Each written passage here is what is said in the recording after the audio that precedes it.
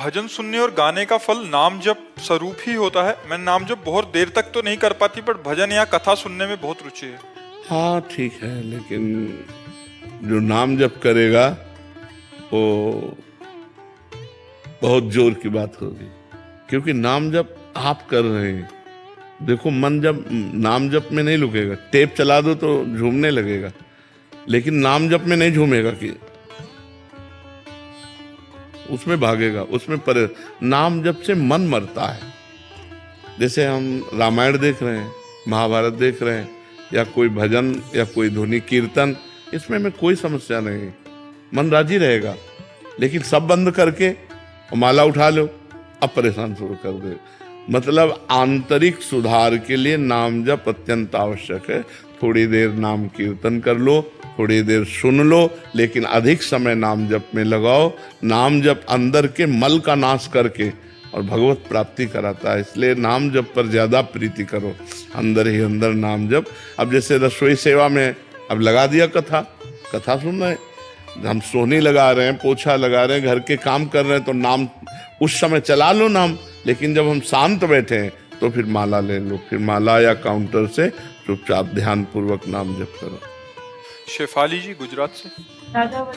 श्री हरिवंश महाराज जी। महाराज जी, जब आप कहते हैं कि ये शरीर भी जाएगा तो बहुत डर लगता है कि महाराज जी आपके बिना कैसे। हम बच्चा रोज तैयार रहते हैं। अब अंदर की तुम्हें बात कहें, जैसे रोज तैयारी की जाती है ना कि हमें बम्बई जाना है तो कपड़े और ये वो सब समेत, हम हर समय तैयार रहते हैं, क्योंकि किडनी फेल है। अब 20-22 साल हो गए, अब कितने दिन चलेगी भगवान की इच्छा, मतलब रोज तैयारी रखते हैं हम। पर अभी तो जीना सीखा है आपसे, तो फिर कैसे हम। हाँ भी, ये ठाकुर जी जाने, देखो ये ठाकुर जी जाने। अगर उनको जिलाना है तो एक संत ने कहा था 80 साल जियोगे, और अभी हमारी 55-56 की आयु है, तो अभी काफी लंबा सफर है। कहो ऐसे ही ढलंगते हुए चले जाएं 80 तक, और नहीं तो कब क्या, अब कुछ भरोसा नहीं है। जिससे स्वस्थ शरीर होता है तो कुछ भरोसा तो होता है कि शरीर स्वस्थ है। अब शरीर है स्वस्थ है, अब कब तक चले, उनको क्या, वो तो कहो मरे को वर्षों चलाते रहे, उनकी बात है। यही बात है, उन्हीं की बात से चल रहे। अब जब तक चलाए हो तो महान सामर्थ्यशाली हैं, महान सामर्थ्य। 20 साल हो गए किडनी खराब हुए, 20 साल से जिंदा है, तो हो सकता है वो और जिला दे। अब उनकी मर्जी की बात है, कितना जिलाएंगे उनकी बात। महाराज जी आपके लिए दुआ करता है। इसी से हम जीवित हैं। तुम्हें सही बताएं, ये जब हमारे ब्रजवासी जन, संत जन, आप लोग सब ये जो इच्छा करते हैं ना, इसीलिए भगवान रखे, नहीं कब के चले गए होते ये तो। हाँ, अरे आप तो मान लो गृहस्थी में हो, हमारे बच्चे तो विरक्त हैं, ये केवल हम ही से जी रहे हैं।